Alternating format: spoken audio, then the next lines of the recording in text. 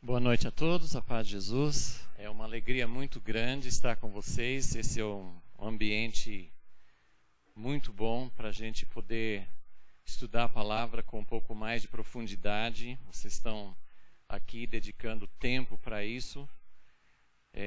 Então, é sempre muito gratificante para quem está compartilhando a palavra, falar com pessoas que estão sérias, né, que estão buscando, estudando, que estão comprometendo a própria vida com a palavra de Deus. Então, isso para mim é sempre um motivo de muita alegria, de muito prazer. Já acho que é o terceiro ano que estou vindo falar um pouco sobre a vida de Davi. Eu nasci nos Estados Unidos há bastante tempo, mas estou no Brasil também há bastante tempo, né? Então, eu vim ainda criança para o Brasil, minha família toda veio.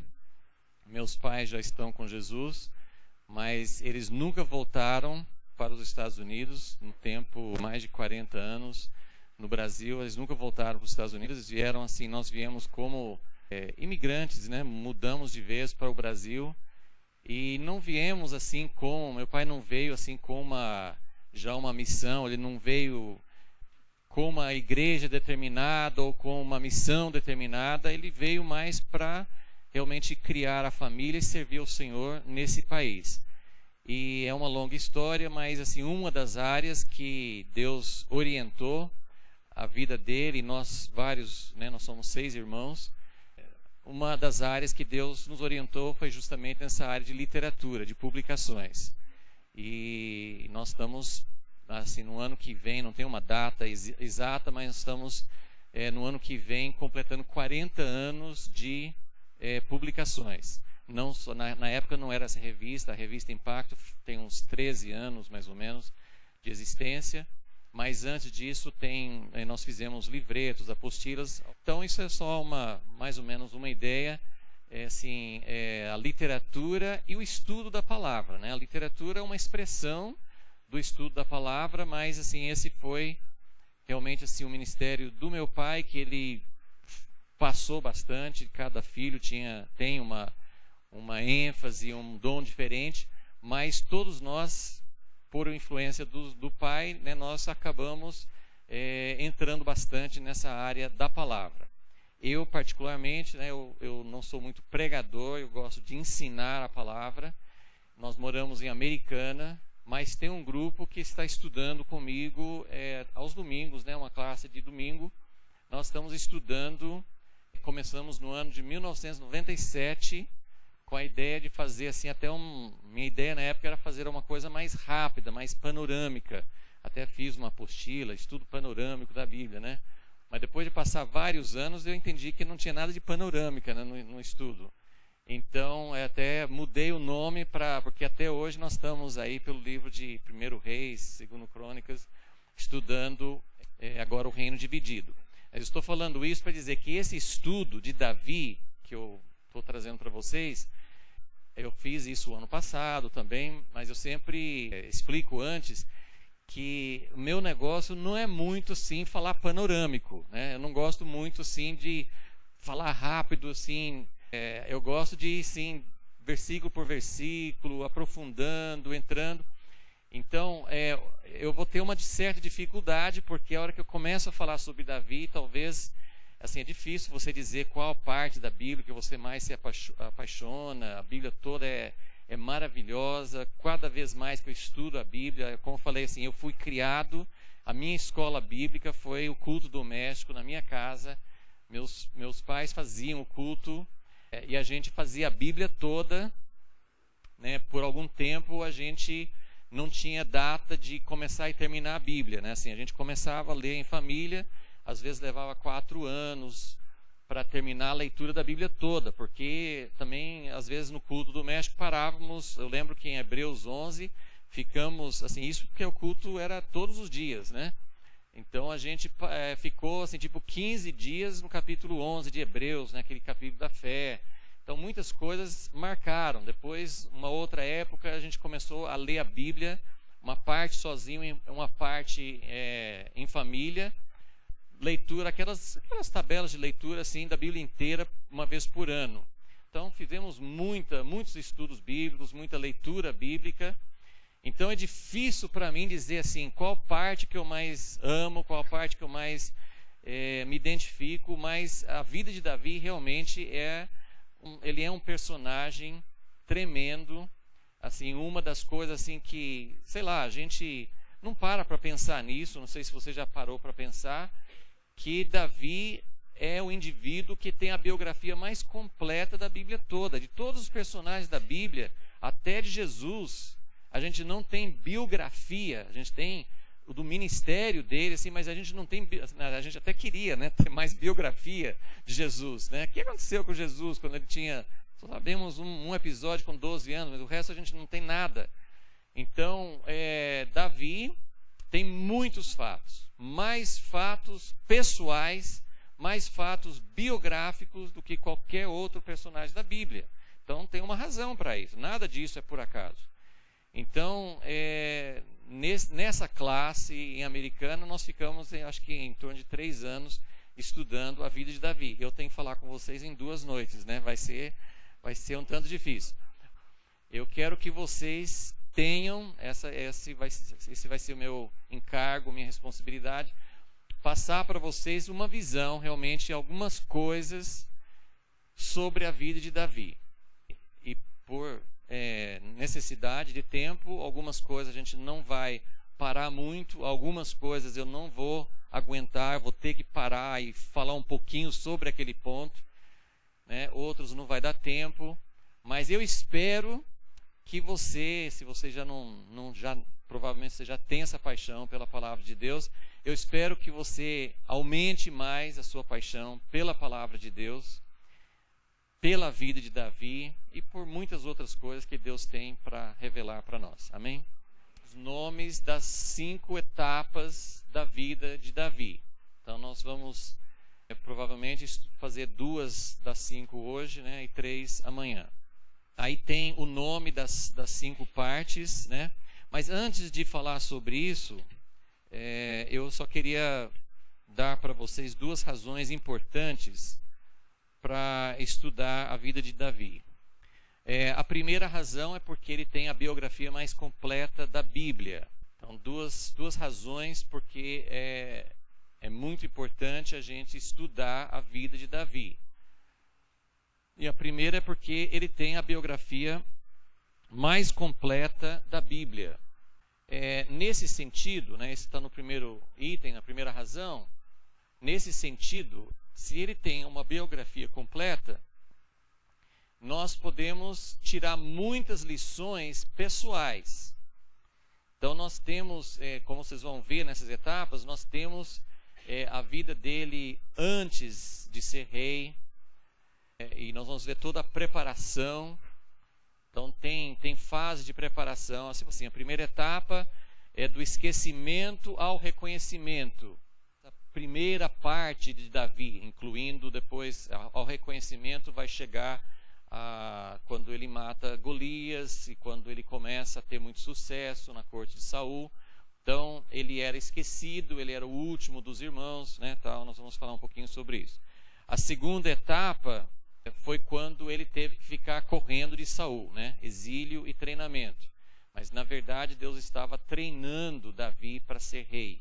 Então a segunda etapa ele estava no exílio, correndo para proteger a vida. A terceira etapa ele estava conquistando, ele já era rei, estava tendo muitas conquistas, muitas vitórias. Na quarta etapa ele entrou numa fase escura como rei por causa do pecado, um pecado sério com Batseba, e aí sucedeu um período também escuro, um período difícil, um período de tratamento, de disciplina. E a última etapa em que Deus restaurou a vida dele e deu a ele um novo começo. Então, toda essa biografia e todas essas fases da vida dele, evidentemente tem muitas lições. Não vamos nem, vamos só tocar em alguma coisa rapidamente, mas tem muitas lições que nós podemos tirar para a nossa vida no reino de Deus, nossa vida no plano de Deus. períodos de preparação, períodos de treinamento, períodos de restauração, tem lições de liderança, tem lições de disciplina, como é que Deus trata com o pecado. Então tem muita coisa que nós podemos aplicar pessoalmente. Esse é o primeiro grande motivo de estudar a vida de Davi, para a gente tirar lições e, afinal de contas, né, dentro desse primeiro item, nós podemos incluir o fato de que Deus dá testemunho de que ele era um homem segundo o coração de Deus. Então, vale a pena estudar a vida de um homem que cometeu pecados, teve problemas, mas era um homem segundo o coração de Deus. A segunda razão, e isso eu acho que é uma coisa já mais difícil de você ver, não é muito comum as pessoas usarem o Velho Testamento dessa forma que eu vou explicar. Lógico que eu não sou o único a pensar assim, mas eu vejo por aí que são poucas pessoas que estudam o Velho Testamento para tirar esse tipo de lição. A segunda razão de estudar a vida de Davi é porque é a figura da geração final. Porque ele é uma figura da geração final que introduzirá a vinda do reino definitivo. Ele é uma figura da geração final que introduzirá a vinda do reino definitivo. Mas só para vocês terem uma ideia, o Velho Testamento, ele não deve ser estudado de uma forma somente. Você pode pegar qualquer personagem, Jacó, José no Egito, Abraão, Davi, alguns dos profetas. Você pode pegar qualquer personagem do Velho Testamento, como você pode pegar, as pessoas costumam pegar assim, a Bíblia. Hoje, acho que as pessoas não têm tanto costume. Eu sou da época que os crentes andavam muito com a caixinha de promessa. Conhece? Alguém usa isso até hoje? Assim, parece que não é tão comum. Eu não vejo as pessoas falando, mas deve existir ainda. Mas assim, as pessoas cada dia pegavam qual que é a promessa de hoje? O problema é que na caixinha de promessa só tem as coisas boas. Se Deus quiser falar uma palavra assim mais de advertência, ele não vai conseguir pela caixinha de promessas.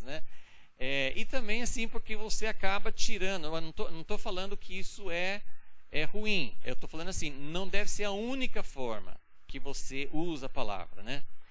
Muitas pessoas usam a Bíblia mais ou menos dessa forma. Tinha um outro costume que a gente ouvia falar bastante, assim, que as pessoas faziam assim, Deus, fala comigo.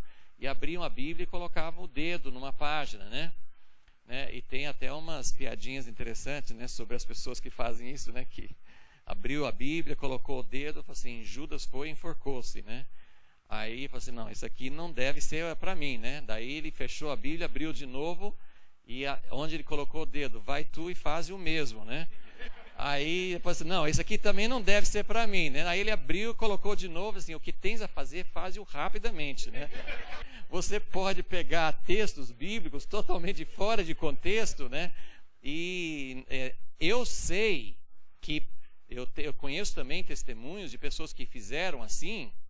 Teve uma história que nem vou lembrar mais, de alguém na Segunda Guerra Mundial que lá nas Filipinas, algum lugar assim, Deus orientou para sair de um lugar e ir para outro. Logicamente era um texto totalmente fora de contexto, porque a Bíblia não estava falando nada sobre o lugar onde ele estava, mas ele colocou, assim, não sei se ele colocou o dedo, mas ele abriu a Bíblia e leu um texto que deu para ele a direção, e deu muito certo, realmente era Deus falando com ele. Então, outra vez, eu não estou dizendo que Deus não pode falar assim, mas é muito importante a gente aprender a ler a Bíblia, e principalmente o Velho Testamento, que muitos cristãos têm dificuldade para ler, porque, logicamente, se você for ler a Bíblia de capa a capa, você vai encontrar muitas passagens difíceis, você vai encontrar capítulos inteiros de genealogias, você vai encontrar regras e normas e medidas do tabernáculo e coisas que você vai falar assim, isso não tem nada a ver comigo hoje, mas nós sabemos que tudo que a palavra tem aplicação para nossas vidas, e não só para as nossas vidas de uma maneira individual, uma aplicação, uma palavra de consolo, uma palavra de orientação, de edificação, mas a palavra de Deus tem a planta, tem o plano de Deus. Nós hoje, no século 21, nós estamos em algum lugar dentro do plano de Deus. Será que nós sabemos aonde nós estamos? Será que nós sabemos o que vai acontecer depois? É evidente que esse plano, essa planta que tem no Velho Testamento, ele não é muito assim de acordo com a nossa mente lógica. A gente não consegue achar, bom, assim, se aconteceu isso e já se cumpriu, agora vai acontecer isso. Não é uma coisa assim tão lógica em todos os sentidos. Mas tem todo o processo que Jesus iniciou cumprindo o Velho Testamento. No Novo, nós temos muitas coisas que não aconteceram ainda. Mas se você pegar o plano de Deus, especificamente de Abraão, não foi Abraão que iniciou, que Deus chamou e que começou o povo de Deus no Velho Testamento. Então, se começar com Abraão, depois do dilúvio, né, Deus iniciando o seu plano de redenção com um povo específico, você pega Abraão e vai caminhando, Moisés, você chega a Davi, e Davi, ele traz, né, Deus traz através dele um modelo do reino de Deus, que é exatamente o que nós estamos esperando hoje, que Jesus volte e que estabeleça o seu reino. E Davi, ele foi uma figura de Jesus, mas na verdade ele foi uma figura da geração que foi preparando tudo, porque a figura do Velho Testamento, de um reino de paz e de perfeição até um certo ponto na vida dele, foi o filho de Davi, Salomão. Salomão que tinha um reino de paz, não tinha mais guerra, e ele que trouxe a perfeição em figura de um reino com prosperidade, com paz, com tranquilidade toda, né? Então Davi, por isso que a segunda razão de estudar a vida de Davi é que se Salomão é uma figura do reino que Jesus vai trazer para trazer paz e para trazer justiça, para trazer restauração para toda a criação, se Jesus vai fazer isso, Salomão foi uma figura disso, então Davi é a geração que está preparando para isso. Então, essa é a segunda razão porque nós devemos estudar Davi, porque ele tem muito a ver com a nossa geração. Eu creio e espero que seja a nossa geração, amém? Eu creio que Jesus está perto de voltar, nós devemos viver em função disso, nós devemos aplicar isso para a nossa vida. Se vai demorar 1 ano, alguns meses, ou 5 anos, ou 20 anos, eu não sei, mas nós precisamos estar preparados, nós precisamos estar atentos. A palavra de Deus nos mostra que a vinda de Jesus, embora seja algo que a gente não tem controle sobre quando, não sabemos a data, muita gente tem teorias escatológicas, são interessantes, devemos estudar, mas muitas coisas nós não sabemos, ninguém sabe, vai haver muita surpresa. Mas uma coisa nós sabemos, que nós devemos nos preparar, porque essa é a palavra constante no Novo Testamento. Prepare-se, fique atento, não durma. Quando Jesus voltar, vocês têm que estar fazendo o que ele mandou fazer. Esse tipo de coisa, né? Então, Davi vai nos mostrar bastante sobre o que nós devemos fazer, o que falta para fazer para a vinda de Jesus. Amém? Dá para querer estudar a vida de Davi? Vamos começar, então, nessa primeira etapa. O primeiro capítulo na Bíblia que nós temos sobre Davi é em 1 Samuel 16, vamos abrir lá. Deixa a Bíblia aberta em 1 Samuel 16, eu não vou necessariamente ler todos os textos, né? Vou fazer referência à história, mas muita coisa, assim, muitos detalhes vocês conhecem, só quero fazer a aplicação e vocês vão anotando nesses espaços. Então, funciona assim. Estamos na primeira etapa do esquecimento ao reconhecimento e você vai ver várias linhas pontilhadas do lado, né, esse lado ascendente, né, que é a primeira etapa. O ascendente e descendente é para mostrar o tipo de fase que é. Quando é uma fase ascendente, é porque as coisas estão melhorando, as coisas estão crescendo, são boas. E quando é um lado descendente, é porque é um período difícil, né? um período de dificuldade, um período de provação, um período de disciplina, algo desse tipo, né? Então nós vamos ver nessas fases, pelo menos, os pontos principais para vocês terem essa visão. Então, antes da primeira linha pontilhada, tem uma linha preta mesmo, embaixo, na base, do lado ascendente, que você vai colocar o esquecimento.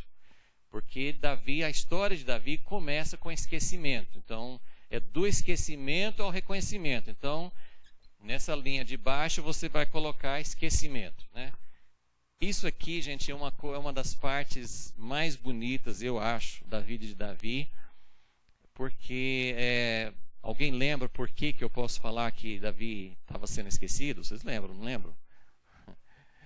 Samuel foi enviado por Deus para ungir um novo rei. Tinha o rei Saul, aliás, né, Saul vai ficar por bastante tempo ainda, né?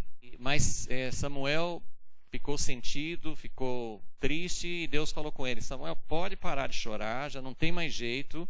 Saul não vai ser o rei, o filho dele não vai continuar com ele, não é esse rei que eu quero sobre o meu povo, isso aqui não é a figura que eu quero para o meu reino. E, gente, isso é uma outra coisa que eu quero assinalar aqui, que nós devemos ler a Bíblia para entender o plano de Deus de estabelecer o seu reino na terra.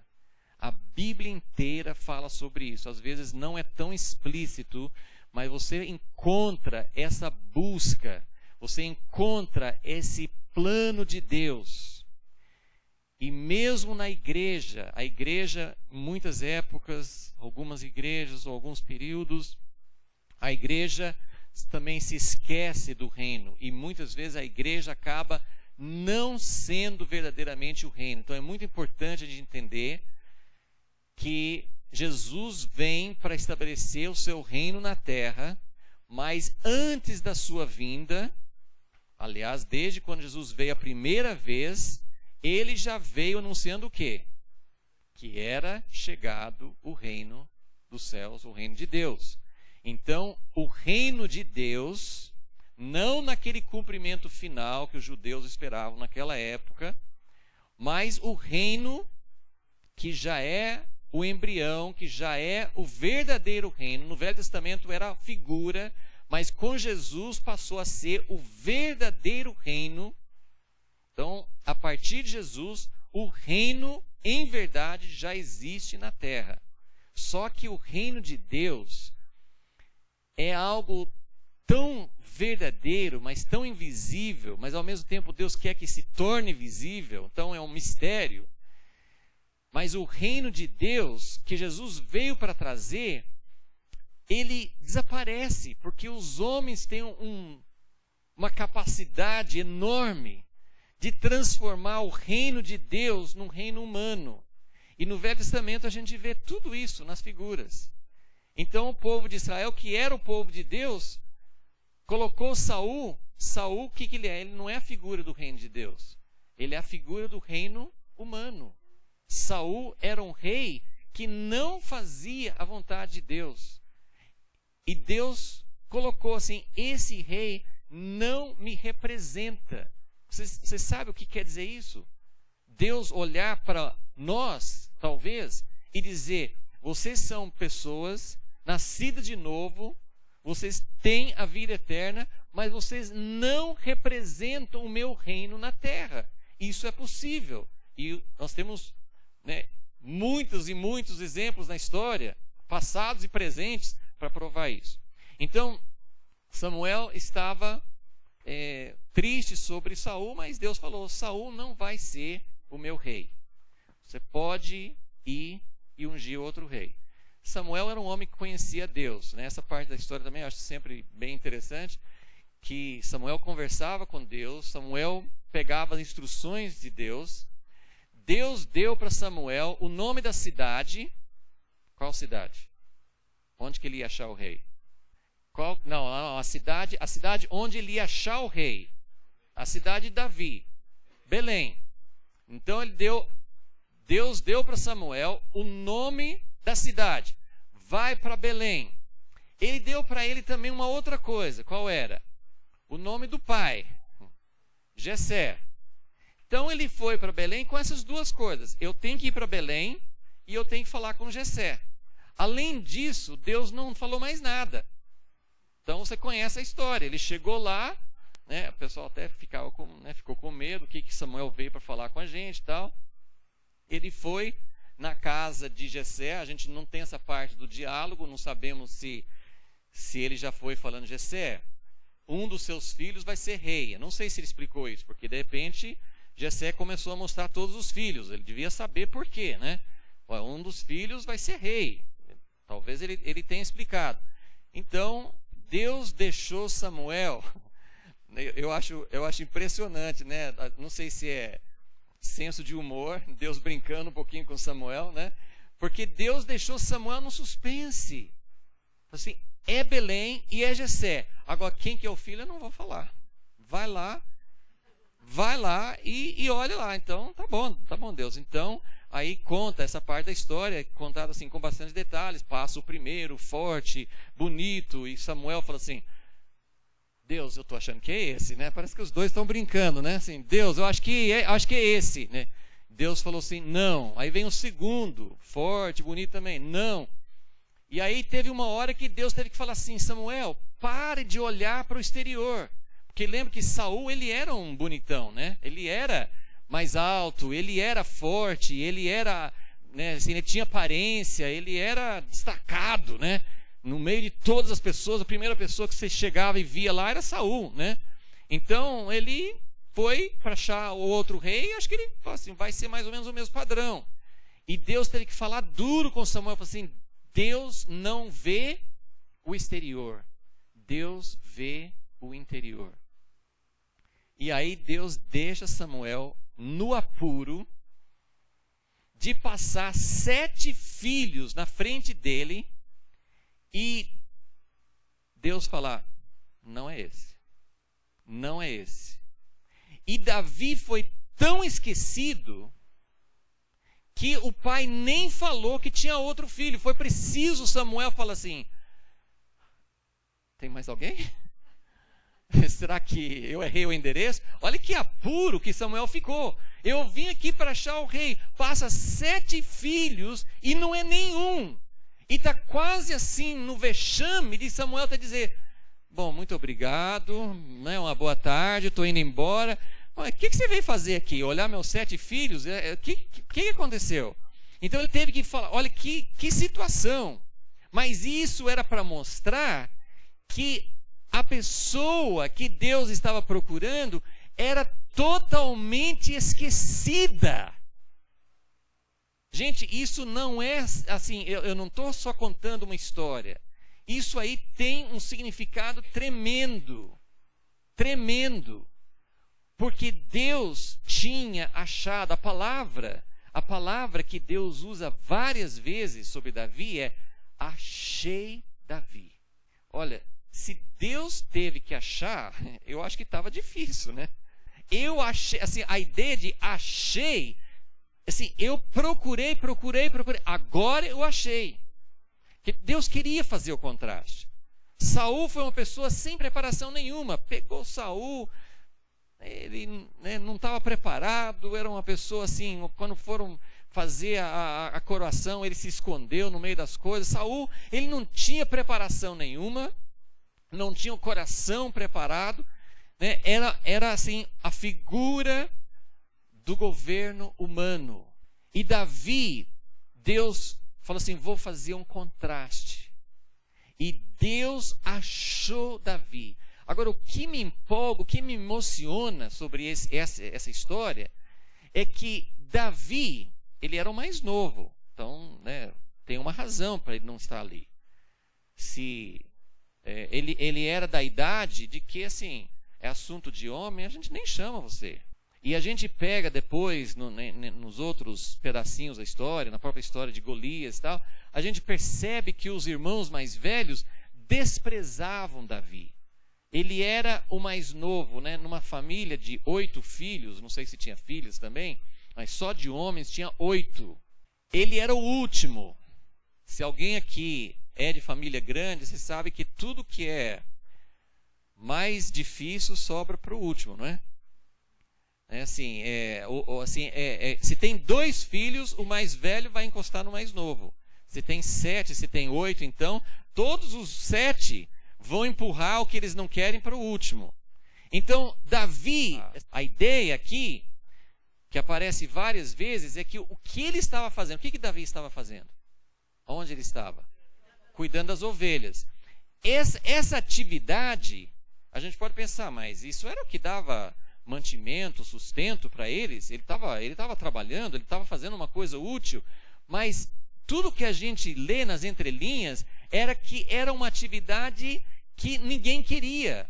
Eles queriam ir para a guerra, eles queriam ser soldados. Aquela história lá de Golias, assim, Davi, você está aqui, você está querendo sair fora da sua responsabilidade, vai lá ficar com as ovelhas. Eles têm um desprezo para Davi, de que ele precisa ficar lá fazendo o que mais ninguém quer fazer. Então Samuel, o profeta, o vidente, o grande, ele tem uma história, ele é respeitado. Quando ele chega na cidade, todas as pessoas importantes ficam atentos, o que ele veio fazer. E ele foi para a casa de Jessé, todos os filhos ali na frente, para ver o que o homem vai falar, mas Davi não está lá. É o único que tem que ficar lá com as ovelhas. Então, o que eu estou tirando disso? Que Davi, que depois a gente descobre que nesse período de esquecimento, nesse lugar de esquecimento, quantos anos ele tinha? A gente não sabe, mas chutando, ele podia ter 15, 16 anos talvez. Ele aprendeu nesse lugar de esquecimento toda a história que vem depois. É lógico que é a escolha de Deus, tem a soberania de Deus nisso tudo, mas esse tempo de esquecimento é um tempo muito importante que a gente só consegue pegar ajuntando outras partes da Bíblia. Aonde Davi aprendeu a tocar harpa? Aonde Davi aprendeu coragem para enfrentar Golias? Ninguém estava assistindo quando Davi matou o leão. Ninguém estava batendo palmas para ele. Ninguém nem sabia contar o que ele tinha feito. Aonde Davi aprendeu a escrever salmos? Aonde Davi aprendeu a ser um servo, a ter um coração diferente? Mesmo quando ele chegou no trono, ele não perdeu. É um mal tremendo que muitas vezes na nossa cultura nós fazemos para nossos filhos, não ensinando a servir, não ensinando a fazer coisas humildes. A nossa cultura, quando tem possibilidade, nós deixamos só para os estudos, só para fazer o que eles querem. Eles não aprendem a ser servos, não aprendem a ser humildes. Então, tudo isso, então anotem aí. O que Davi aprendeu nesse tempo de esquecimento? Isso não, assim, só se você quiser anotar atrás, mas isso não faz parte desses passos na folha, tá? Se você estiver fazendo anotações ou num caderno ou atrás da folha, assim, mas estamos falando sobre esse primeiro degrau aqui, né, do esquecimento. Então, o que ele aprendeu nesse período de esquecimento? Primeiro, olha a primeira lição, ele aprendeu a ser desprezado. Ele aprendeu a ser desprezado. O que quer dizer isso? É lógico que Deus não tem nenhum desejo que a gente viva na lamúria, na autopiedade ou coisa assim, mas o que é aprender a ser desprezado? Aprender a ser humilde. Aprender pela experiência. Ser humilde não é uma coisa que você aprende na teoria, correto? Você não consegue aprender a humildade na teoria. Você pode aprender que você precisa ser humilde, você não aprende a humildade. A humildade Você aprende na experiência. A experiência muitas vezes é dolorosa. Mas Deus, você sabe tantos versículos que falam sobre isso, Deus atenta para os que são humildes. Deus atenta para as pessoas que não são arrogantes. Deus atenta para as pessoas que não têm um alto conceito de si mesmos. Muito ao contrário do que nós aprendemos na cultura hoje. Você tem que acreditar em você mesmo, você tem que ter autoconfiança, você tem que ser um conquistador, você tem que ser... Então, cuidado com isso, porque o reino de Deus, lembre que Davi vai nos mostrar a diferença entre o reino de Deus e o reino dos homens. Entre o governo de Deus e o governo dos homens. Ele aprendeu a viver lá, no tempo, com certeza ele não voltava para casa, né? A gente sabe que, né, a vida naquele tempo, sim, provavelmente ele ficava vários dias, eles iam para longe, dormia ao relento e tudo. Então isso, inclusive, eu vou colocar um pouquinho mais na frente. Mas a segunda coisa que ele aprendeu, enfrentar lutas, desafios e perigos, sozinho. Aprendeu a enfrentar lutas, desafios e perigos, sozinho.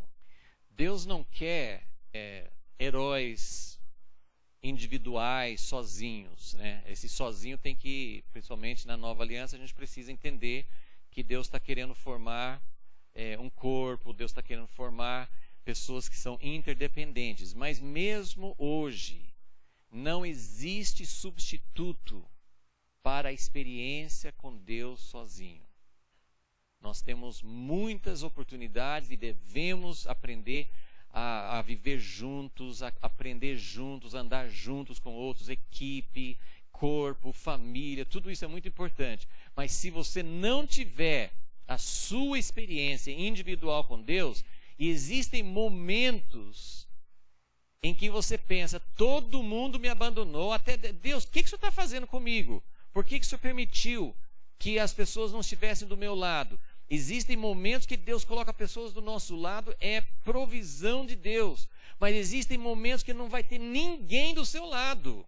Isso não é uma coisa permanente, não é uma coisa que Deus quer que fique sozinho. Mas é um momento de aprender a depender de Deus. Então tem a dependência de Deus no corpo, uns dos outros, mas precisamos ter experiências com Deus sozinho. Então ele enfrentou o leão, enfrentou o urso, ele aprendeu que Deus atende. Quando ele clamava a Deus, quando tinha situações de perigo e não tinha ninguém para ajudar, ele podia clamar a Deus e Deus respondia. Amém? Tem momentos, nós não sabemos, futuros, podem ter momentos, né? Não sei quantos estão acompanhando aquele pastor iraniano que está sendo julgado e está em perigo. Sim, você não acha que ele está sozinho? Ele se sente sozinho? Ele não está sozinho, tem muitas pessoas orando por ele. Talvez alguém de vez em quando consiga levar algum consolo para ele mesmo lá, mas a maioria do tempo na prisão ele não tem que ficar sozinho.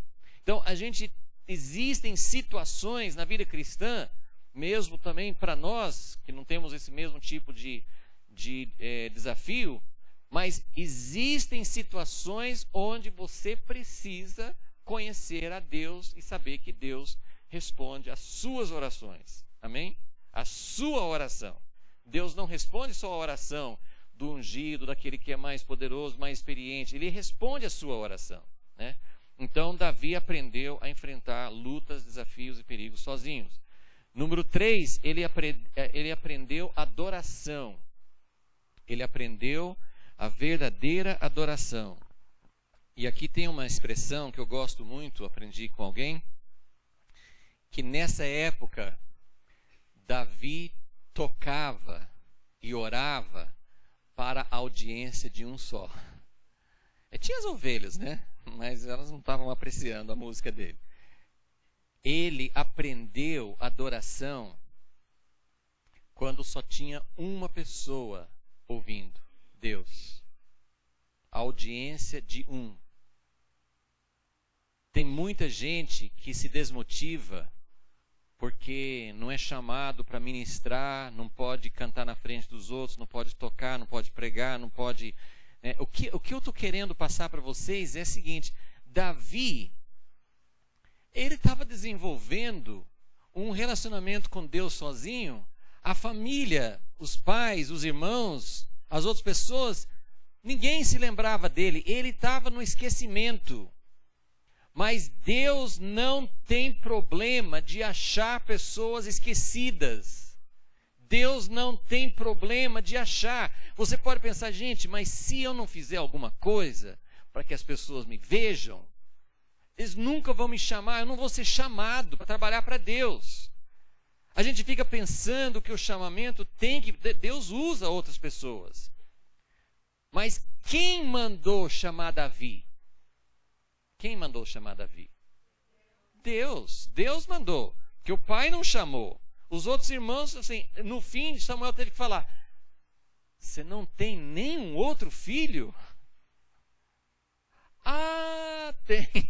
Eu estava me esquecendo, mas tem mais um. Imagina, esqueci do meu filho, né? Esqueci que eu tinha mais um, né? Ah, tem mais um. Mas até assim foi uma justificativa. Mas ele está cuidando das ovelhas. Se os primeiros 7 não foram escolhidos, imagina o 8º. Não vai ser chamado mesmo. Mas Samuel falou assim. O que Samuel falou? Chame, porque nós não vamos comer enquanto ele não chega. Deus sabe onde as pessoas estão. E Ele sabe onde tem corações que estão buscando a Ele. Então, Ele estava lá tocando para Deus. Tocando para Deus. Daqui a pouco tempo nós descobrimos que ele era um exímio, que até outras pessoas passaram a saber que ele tocava bem, até recomendaram para levá-lo para a corte de Saul. Mas onde ele aprendeu? Ele aprendeu sozinho, no esquecimento. Se ele não tivesse ficado horas e horas lá com as ovelhas, eu acho que ele não teria aprendido. Então tem coisas interessantes que Deus está fazendo. Parece que sua vida está num momento parado, ninguém lembra, ninguém chama, ninguém dá valor, ninguém se interessa. Tem uma coisa que nós precisamos fazer. Nós precisamos impressionar uma pessoa. Só ele. Só ele precisa ficar impressionado conosco. Então ele aprendeu adoração. Aprendeu a fazer um culto para Deus. E muitos anos depois, quando Davi coloca a arca numa tenda lá em Jerusalém, ele faz uma escala de músicos, todos tocando só para a arca ouvir, mas ninguém. Não tinha mais ninguém ouvindo, vocês sabem disso? Quando ele todo mundo fala assim, Davi foi quem colocou música, Davi trouxe música e tal. Mas para quem que os músicos tocavam? Para quem que os cantores cantavam? Para Deus, não tinha audiência. Não tinha audiência, tinha uma tenda, a arca dentro da tenda e não tinha mais ninguém. E eles ficavam lá tocando, e quando terminava o prazo deles, eles iam embora e o outro chegava. Não tinha uma audiência para nenhum deles. Porque Davi tinha aprendido que o importante é tocar para Deus. O importante é agradar a Ele. Então ele aprendeu a verdadeira adoração. E em quarto lugar, ele teve experiências práticas que serviriam para a sua vida depois. Ele aprendeu experiências práticas que serviriam para depois. Essa vida de estar ali pastoreando as ovelhas, indo de lugar em lugar, nesses lugares selvagens, nas grutas, nos vales, nas montanhas, nos lugares onde ele ia, né? Você sabe assim que a vida de pastor assim não tinha cercas, né? Não tinha assim, né? Agora tira desse pasto e põe, não tinha nada disso. Eles iam caminhando para longe, vivendo no tempo e tudo. E isso ia servir muito para ele depois, porque todos aqueles anos que ele teve que viver fugindo de Saul, ele andou exatamente nas regiões ou regiões semelhantes àquilo que ele tinha aprendido. Então Deus nos prepara. Você não imagina. Deus é soberano ou não é soberano sobre sua vida? Tem cursos que você faz que você vai achar, isso não vai servir para nada. Pode ser que você não use para uma profissão, mas Deus usa aquilo na sua vida. Deus usa todas as coisas na nossa vida, se nossa vida é entregue a Ele. Amém? Então, tudo isso é esse período de esquecimento, né? Mas essa é uma das, assim, para mim, esse período, quando eu penso em Davi, tocando lá sozinho, esquecido por todos, e que Deus não se esqueceu dele, que Deus falou assim, eu achei Davi. Sabe quando alguém, né, eureka, eu achei, né, assim, o prêmio Nobel, sei lá, eu descobri uma coisa. Deus achou alguém que realmente amava a ele com paixão. E você pode estar esquecido em algum canto, ninguém chama você para trabalhar, ninguém dá valor ao seu dom, pode ser o que for. Mas se sua vida estiver sempre voltado para essa audiência, para esse Deus, Ele vai achar você na hora certa e vai usar tudo que Ele investiu na sua vida. Porque Ele, pensa bem, Davi estava fazendo uma coisa desprezada pelos irmãos, uma atividade assim, né, que eles empurravam para o mais novo porque ninguém queria fazer. Mas Davi é conhecido até o fim da vida dele como o pastor que Deus chamou para ser rei. O próprio Deus sempre fala assim, Davi, eu peguei você quando você pastoreava as ovelhas, igual os discípulos de Jesus, vocês eram pescadores, agora vocês vão ser pescadores de homens. Deus sempre, não sei se Davi gostava de ser lembrado que ele era pastor, né? Mas Deus sempre falava, Davi, você era um pastor e agora você está pastoreando o meu povo. Então ele estava fazendo uma coisa que ninguém queria, mas Deus estava preparando a vida dele. Ok, então agora vamos começar nos degraus, vamos subir. Então a primeira linha pontilhada chama-se unção. E a unção também está em 1 Samuel 16, está depois que Samuel mandou chamar Davi. Versículo 12, né, 16, 12, fala que Jessé mandou buscá-lo, apresentou Samuel, ele era ruivo, de belos olhos, de boa aparência. Então o Senhor disse, levanta-te e unge-o, porque é este mesmo. Olha que coisa tremenda, né? Deus tinha falado quantas vezes? 7 vezes que não é. A hora que Davi apareceu, Deus falou assim, é este. E aí houve a unção. A unção é um termo que nós usamos na Nova Aliança. A unção é uma figura do Espírito Santo. E aqui fala do Espírito Santo. Versículo 13, né? 12 fala assim, levanta-te e unge, porque é este mesmo. Versículo 13, então Samuel pegou o vaso de azeite. Azeite é uma figura do Espírito Santo. E ungiu diante de seus irmãos.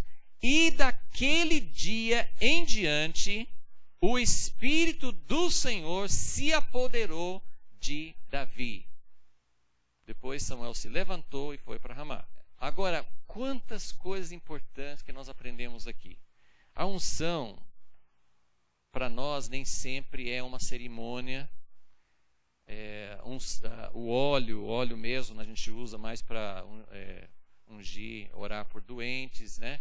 Mas é usado assim também às vezes para consagrar uma pessoa no ministério, existem cerimônias para isso, mas a unção de Deus é algo específico, não é a conversão, é uma coisa que Deus faz, como eu falei assim, nem sempre tem talvez um dia que você saiba, Deus me ungiu para tal função, né? Se você tem dom na música, por exemplo, talvez você nunca possa identificar um dia em que Deus te ungiu. Pode ser que sim, pode ser que não. Mas a unção de Deus é uma capacitação sobrenatural. É uma capacitação sobrenatural. E eu costumo colocar 3 coisas aqui que você pode anotar. A unção é uma capacitação para uma função. no corpo de Cristo. Nesse caso, Deus estava ungindo Davi para ser rei. Então, uma capacitação para uma função. Em segundo lugar, traz graça e presença de Deus. Centenas de sacerdotes e familiares de sacerdotes foram mortos por Saul. Então ele começa a perguntar: onde que está Deus? Deus está comigo ou não está? Então essa experiência não é tão incomum, mas é uma experiência difícil e nem todos os servos de Deus superam. Existem muitos servos de Deus, acho que isso é uma coisa importante para vocês guardarem. Pode ser que você já tenha passado por alguma coisa assim, mas toda verdadeira unção, lembra assim, que se Deus vai estabelecer um reino, é o propósito dele com Davi, ele quer estabelecer uma coisa permanente. Eu preciso fazer mais uma referência rápida aqui à história anterior. Que tipo de governo tinha antes de Saul? Antes de Davi foi Saul. Saul foi o primeiro rei. Mas que tipo de governo tinha antes deles? Juízes. E como é que era no tempo dos juízes? Era bom ou ruim ou mais ou menos? Como é que era o período de juízes?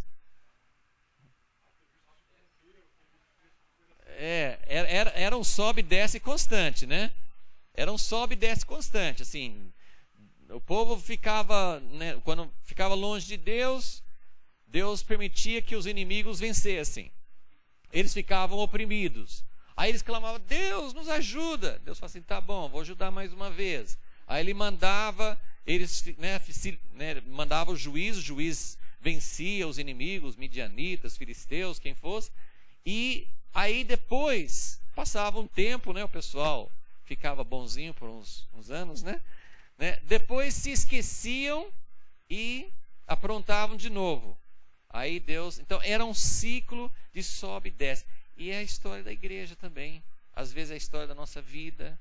É assim, sobe e desce. Quando a gente está na dificuldade, clamamos a Deus, Deus manda livramento. Mas depois, quando tudo fica bem conosco, a gente se esquece de Deus. A gente não esquece, não é? A gente só deixa Deus para... Assim, não é tão importante, a gente não busca com tanta intensidade. Mas é isso que a idolatria é não colocar Deus em primeiro lugar. Então, o que Deus queria fazer com Davi? Deus queria quebrar esse ciclo. Deus não quer que fique a vida inteira sobe, desce, sobe, desce. Ele quer estabelecer o reino que vai ser um reino eterno. Não são essas as profecias de Daniel, né, e outros lugares na Bíblia? Deus vai estabelecer o reino dele que vai ser um reino eterno. Não vai mais subir e descer, vai ser permanente. Ah, mas é claro que Deus está presente, mas Deus está presente com os homens. Deus vai estabelecer o reino dele através da gente. Só se a gente não quiser, mas é a gente que... Nós fomos convidados a fazer parte do reino. Então, Davi, a história de Davi tem sobe e desce. Mas eu quero mostrar que, segunda etapa, Davi está passando por provações, mas porque Deus está provando, Deus está colocando ferro dentro dele, para aguentar as provações, para suportar. Só que a terceira etapa, ele como rei, ele vence. Nós vamos ver as coisas todas aquelas coisas que você lembra de Davi, trazendo a arca, cantando para Deus, estabelecendo Jerusalém, tantas coisas bonitas que Davi faz como rei. Só que depois ele tem um outro período de declínio. Dessa vez por causa de pecado mesmo. Porque essa primeira vez não foi por causa de pecado de Davi. Não foi. Então tem duas razões possíveis para um período de provação. Quando você está sentindo que Deus não está dando vitória, as coisas não estão fluindo, nem sempre é por causa de pecado. Nem sempre. É lógico que você tem que perguntar: Deus tem alguma coisa? Sonda-me, ó Deus. Você sempre tem que perguntar. E sempre tem, não é que não tem pecado na nossa vida. Mas não foi por causa de infidelidade de Davi que ele entra nessa segunda etapa. Não foi por causa disso. Foi uma etapa necessária para ele aprender lições antes de Deus poder dar autoridade para ele. Deus trabalha em nossas vidas, ungindo, dando vitória, mas também nos fazendo passar por provações. Dá para falar amém? Deus faz isso. Isso é bênção de Deus. Ou você quer que Deus coloque poder na sua mão e que você seja corrompido. É pior. Então Deus está preparando seus filhos para reinar com Ele. E Ele precisa ensinar a vitória, a dependência. Ele nos mostra que Ele responde orações, Ele derrota Golias, Ele faz coisas tremendas, mas Ele nos leva por 10 anos, 8 anos, de correr de um buraco para outro, pensando, Deus, o que aconteceu? Por que eu estou assim? Ele narra isso. Davi fala muito sobre angústia. Davi fala, ele faz perguntas. Deus meu, o que o Senhor está fazendo? A própria palavras que Jesus falou na cruz, Deus meu, por que me abandonaste? Foi Davi que escreveu, porque ele se sentia abandonado por Deus, né? Então, Davi, quando você entende isso, os salmos passam a ter muito sentido, porque você vê como ele expressa uma coisa importante, é a gente aprender a orar com muita sinceridade. Tem gente que acha que para orar a gente tem que sempre colocar uma cara boa para Deus. Deus não vai gostar se você falar que está meio chateado. Não pode murmurar. Então, Deus, por dentro eu estou, sim, querendo saber por quê, não estou entendendo, quero até discutir, mas eu não posso falar isso com Deus. Pode falar com Deus. Deus aguenta. Deus aguenta. É lógico que o seu espírito não pode ser, se você tiver amargura, você pode falar, Deus pode te curar. Mas assim, é lógico que tem que saber, né? Não somos nós que mandamos, nós não somos superiores e tal. Mas leia os Salmos e vê se Davi às vezes não falava assim, Deus, como é que é? Eu sou um cara justo. Ele falava, às vezes até falava assim, Davi, peraí, acho que você está meio convencido. Tem salmos que ele fala, eu sou justo, eu estou fazendo tudo certo e está dando tudo errado comigo. Mas ele fala, porque a oração é isso. Você pode conversar com Deus, você pode falar com Deus e Deus vai responder para você também, vai mostrar, né? E o relacionamento com Deus é isso. Não adianta você esconder de Deus, não adianta você, né, pôr uma cara boa para Deus. Deus sabe dentro do seu coração o que você está sentindo realmente, né? Então é muito importante isso. A vida de Davi é uma vida tremenda, porque nem todo mundo supera essa fase, a segunda. Agora sobe de novo e desce de novo. A segunda descida são raríssimas as pessoas que se recuperam e voltam a ser usados por Deus. Raríssimas na história, na Bíblia. Pensa em todas as pessoas todas as histórias da Bíblia. Não que tenham perdido salvação, mas pensa nos juízes, pensa nos reis. Rei Ezequias, olha, um dos melhores reis de Judá, no fim pisou na bola e não fala que ele voltou. Não fala que ele voltou. É difícil, muito difícil. Por isso que a vida de Davi é uma vida singular, é uma vida tremenda. Ele chega no auge, ele chega num ponto de poder.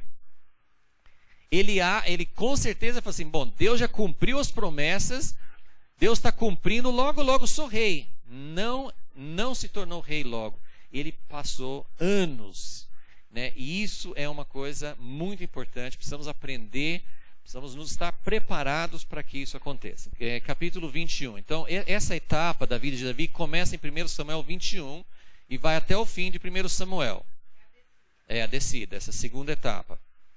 Então, é desde 1 Samuel 21 até 1 Samuel 31, até o final do livro. E a coisa interessante sobre a vida de Davi é que você tem, às vezes, mais detalhes sobre esse período de descida do que no período de subida. Pensa bem, esse período aqui foi de 1 Samuel 16 até 20, 4 capítulos. Mas esse período aqui tem 10 capítulos. Então, é bastante espaço que é dedicado a esse período. E isso é porque é muito importante para nós. É a parte mais difícil da gente aprender, é a parte mais difícil da gente entender os caminhos de Deus. Então isso é para a gente, quando você fala assim, Deus, eu quero te servir, eu quero ser parte do teu reino, eu quero ser treinado. Lembre que você está pedindo um bom treinamento. Deus fala assim, você quer partilhar o trono, então tá bom, eu preciso passar, você precisa passar por um treinamento, né? Você precisa passar por um treinamento. Então, olha o que aconteceu. Davi, então, capítulo 21, primeira coisa que ele faz é ir esse episódio que eu mencionei, que ele vai a Nob, a cidade dos sacerdotes, né? Então, só para assim, eu não vou entrar em cada um desses episódios, só quero que vocês olhem essa sequência. No início do capítulo 21, ele está procurando, não necessariamente que ele queria ficar lá, mas ele não sabe para onde ir. Saul quer matar, então ele não sabe para onde ir. Então ele vai para onde estão os sacerdotes, na casa de Deus, certamente estou seguro. De alguma maneira ele começa a falar lá e vê que tem um representante de Saul lá dentro. Então ele vê que lá não é seguro. Aí ele vai no versículo 10, 21:10. Naquele dia, Davi se levantou, fugiu de Saul e foi encontrar-se com Aquis, rei de Gate. Ele vai para os inimigos de Israel. Vai lá para os filisteus. É muita coragem, né? Porque Davi matava os filisteus aos montes, né? Junto com Saul. Agora ele vai e, inclusive, tem versículo 11. Mas os servos de Aquis lhe perguntaram: esse não é Davi, o rei da terra? Não foi sobre ele que cantavam nas danças, dizendo: Saul matou os milhares, mas Davi os 10 milhares? Então, ele vai lá, ele é conhecido. Então ele fala assim: puxa, aqui não é seguro também. Se finge de louco, né, para o pessoal mandar ele embora, né? Começa a babar na barba e tal, assim, né? E vai assim, lá não é seguro. Capítulo 22. Aí ele vai para uma caverna numa montanha, bem retirado. E lá se ajuntam outras pessoas com ele, tem a caverna de Adulão. Mas quando chega no versículo 22, versículo 5, o profeta Gade falou com ele: não fiques na fortaleza, sai e vai para a terra de Judá. Então, eu só queria que vocês vissem, ele vai para um lugar, não, aqui não dá. Ele vai para os filisteus, não, aqui não é seguro. Ele vai para uma caverna e o profeta já fala assim: ó, é melhor você não ficar aqui. Aí o que acontece depois? Aí vem a história de como Saul matou todos os sacerdotes. No capítulo 23, Davi vai, ele ouve que os filisteus estão atacando uma cidade chamada Keila. E ele fala assim: bom, eu posso ajudar essas pessoas a se livrar dos filisteus, quem sabe eles vão me acolher. E ele pede orientação de Deus. E até os companheiros de Davi falam assim: mas será? Será que a gente deve ir? Então ele pergunta 2 vezes: mas Deus, devo ir? É muito interessante como nós vamos até falar um dos tópicos assim rapidamente, é que Davi aprende a buscar a direção de Deus. Davi é um homem que no início, as primeiras vezes, não fala sobre isso, mas depois mostra que ele começa a buscar: Deus, eu devo subir ou não devo subir? Aí Deus fala assim: não, vai. E é interessante porque essa forma de consultar Deus era porque no sacerdote ele tinha aquelas pedras de Urim e Tumim, que tinha duas luzes, uma significava sim e a outra não. Então eles faziam perguntas para Deus, mas tinha que ser pergunta para responder sim ou não. Não podia complicar muito, porque daí a luz ele não ia saber o que a luz estava dizendo, né? Então ele tinha que falar assim: Deus, eu devo subir? Aí a luz, sim, sim, sim. Aí os companheiros de Davi falam assim: mas será que nós vamos ter vitória? Mas se Deus falou que era para subir, Deus não ia mandar subir para morrer, né? Mas aí Davi falou assim: não, é melhor a gente perguntar de novo. O senhor vai entregar os filisteus nas minhas mãos? Sim ou não? Né? Aí sim, sim, agora dá para ir, né? Então eles tinham que fazer às vezes várias perguntas, né? Eu devo subir? Sim, mas eu vou subir para morrer ou para ganhar, né? Não, então tinha que fazer as perguntas até chegar à resposta final. Aí sim, não, Deus vai dar a vitória. Ele vai e ganha a vitória. Só que Saul fica sabendo: Davi está ali, fiquei sabendo, eu sei onde que ele está. E aí Davi pergunta: Deus, se eu ficar com esse povo que eu acabei de livrar das mãos dos filisteus, eles vão me ajudar ou não? O que Deus respondeu? Não vão te ajudar. Então lá não era seguro também.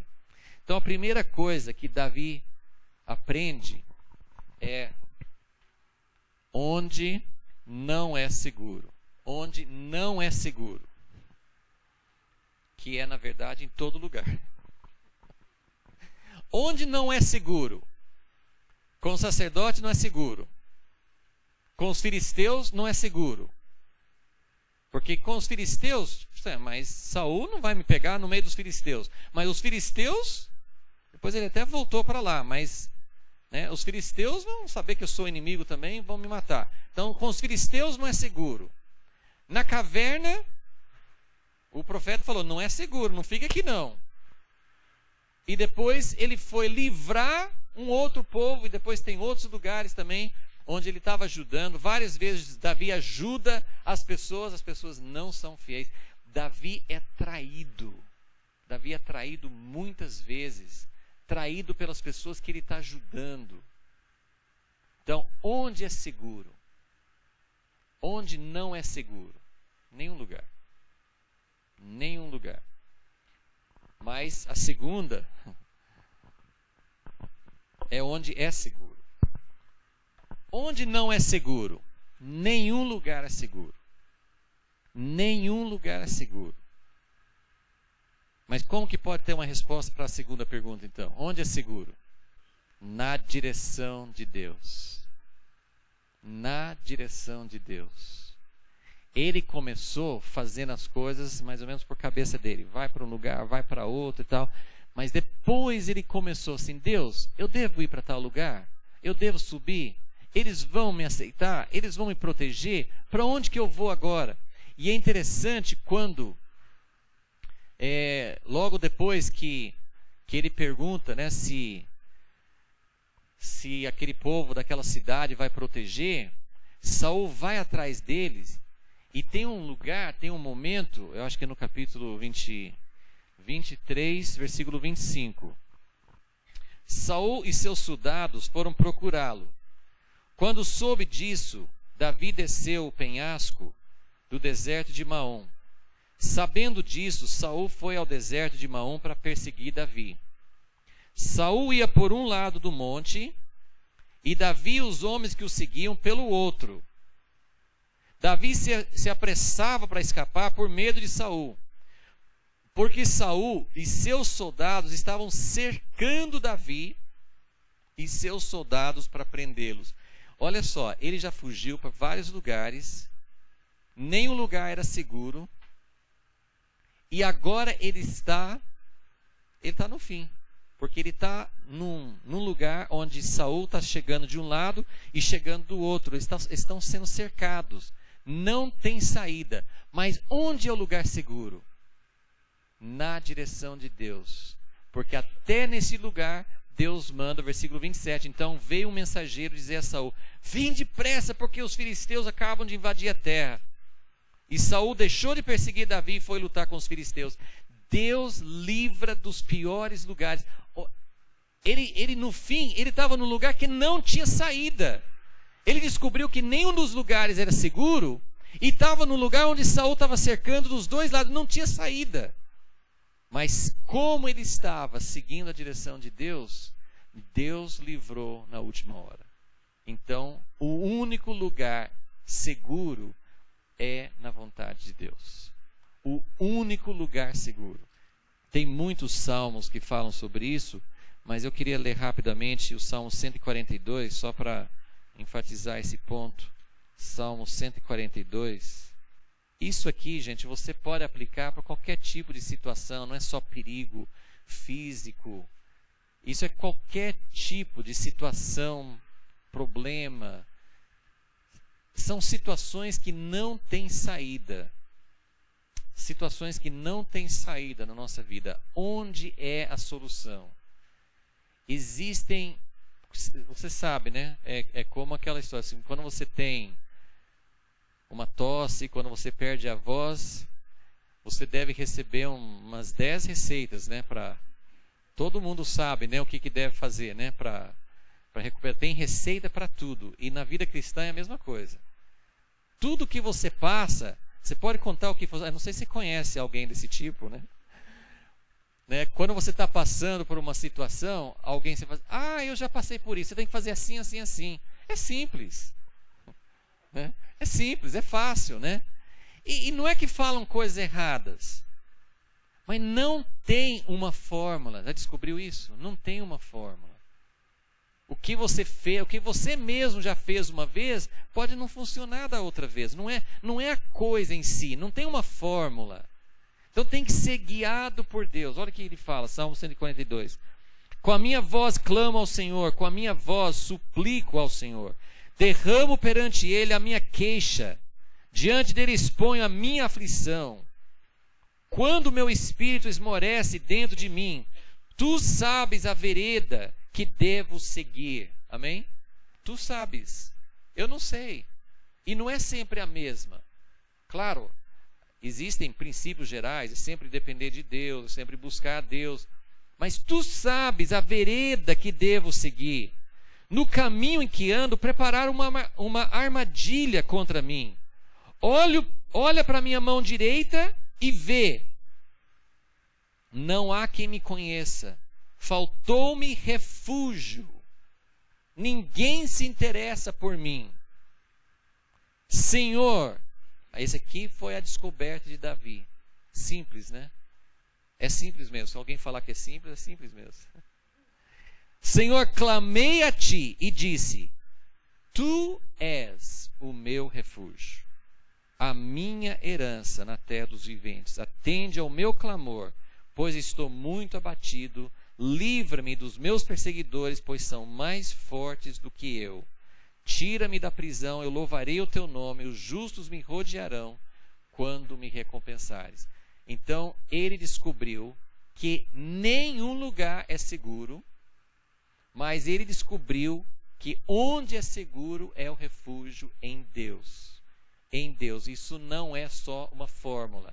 Isso tem que ser descoberto na prática. Assim como humildade, isso não é uma teoria. Você tem que descobrir na hora da angústia como se refugiar em Deus. E uma das coisas importantes é aquilo que falamos sobre ser autêntico com Deus. Se você tem medo de ser autêntico com as pessoas, mas com Deus você sempre pode ser autêntico. Você sempre pode falar exatamente como você está e pode buscar a Deus, você pode buscar o refúgio nele. Então, isso aqui a gente poderia falar muito tempo sobre isso, mas essa aqui foi uma das grandes lições que Deus queria ensinar para Davi, que ele não iria achar a solução em nenhum tipo de proteção humana, não tinha fortaleza, não tinha refúgio, não tinha lugar que ele pudesse falar assim, não, aqui eu estou bem. Ele tinha que estar dia por dia, e isso não é fácil. Você vê que Davi aprendeu, mas mais para o final, nem vamos falar sobre isso, mas mais para o final do período dele, ele vai para os filisteus de novo. É interessante como a gente aprende uma lição, depois cai na mesma coisa de novo. Porque não é fácil viver uma vida de dependência. A vida de dependência, assim, oh Deus, foi maravilhoso, o Senhor me livrou, mas eu não quero passar por isso de novo. Não é assim? Eu não quero passar por isso de novo. Então uma vida de dependência não é fácil. Ok, voltando para 1 Samuel, nós estamos agora no capítulo 24. 24, 25 e 26. Nesses 3 capítulos, Davi aprende a não se vingar. Aprende a não se vingar. São 3 capítulos. 24, 25 e 26.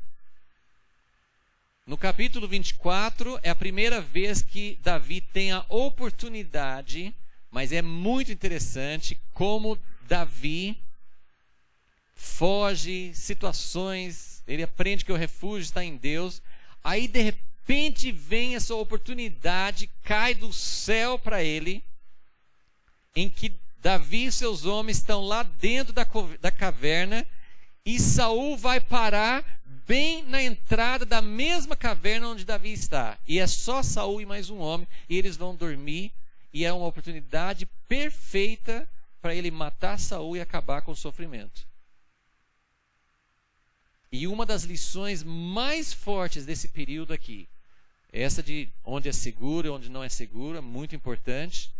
Mas uma das coisas que Deus mais enfatiza para Davi é que ele não pode colocar a mão dele sobre Saul. Deus vai tirar Saul no tempo dele. E olha, para a gente saber, só uma coisa interessante aqui, para conhecer a vontade de Deus, muitas vezes nós precisamos de várias confirmações. Uma das coisas que Deus usa na nossa vida é as circunstâncias. E a circunstância estava a favor de matar Saul, porque era uma circunstância perfeita. Perfeita. Era uma oportunidade, assim, Davi, você não vai ter outra chance dessa. É agora. Ele está na sua mão. E a outra confirmação foi o conselho dos homens que estavam ali junto com Davi. Falei assim, Davi, é hora, levanta e mata o homem. Então ele tinha as circunstâncias e tinha o conselho, a confirmação de todos os companheiros. Nós sentimos que é a vontade de Deus, vai em frente. E não era a vontade de Deus. Davi aprendeu, então capítulo 24, Davi tem a primeira chance de matar Saul. No capítulo 25, tem a história de Nabal, que ele foi muito rude, muito ruim para Davi. Davi tinha protegido e o homem reagiu muito mal. Ele podia se vingar. Então 25, 24 ele podia ter matado Saul. 25 ele quase matou Nabal, aquele homem que estava lá. E 26 ele tem outra chance de matar Saul. Então são 3 vezes, um atrás do outro, Deus sempre falando, não se vingue, não levante a sua mão, não combata. Se o reino de Deus, se você quer o reino de Deus, espere Deus trazer. Não é para você se vingar, se proteger. E, gente, isso é muito difícil. Muitos homens de Deus, porque tem ataques, tem pessoas que combatem, tem traição, tem muita coisa que acontece e a gente acha, eu vou ficar deixando a pessoa fazer isso e aquilo, acabar com o que Deus está fazendo. Deus não precisa da nossa ajuda para nos proteger, para nos vingar, para tomar o trono. Essa é a lição que talvez seja a mais enfatizada e a mais importante de todo esse período. E a última lição é esperar Deus trazer apoio. Seguidores, colaboradores, esperar Deus trazer apoio. Davi não foi recrutando ajudantes, as pessoas que apareceram, as pessoas que vieram foram trazidas por Deus. Ok? aqueles que vieram na caverna de Adulão. Depois nós descobrimos que Deus trouxe muitos outros, Deus foi trazendo, Deus foi estendendo o reino dele. Embora Davi estivesse fugindo, ele já começou, na verdade, a governar aquele grupo que estava junto com ele. Então Deus estava dando treinamento, Deus trouxe as pessoas. Jesus falou muitas vezes, falou assim: eu não escolhi os discípulos, foi o Pai que trouxe para mim. Então é muito importante a gente saber que nós não podemos tomar o trono e nós não podemos recrutar as pessoas. Deus traz as pessoas certas, né? O reino de Deus é edificado pelo próprio Deus. Amém? Deus abençoe.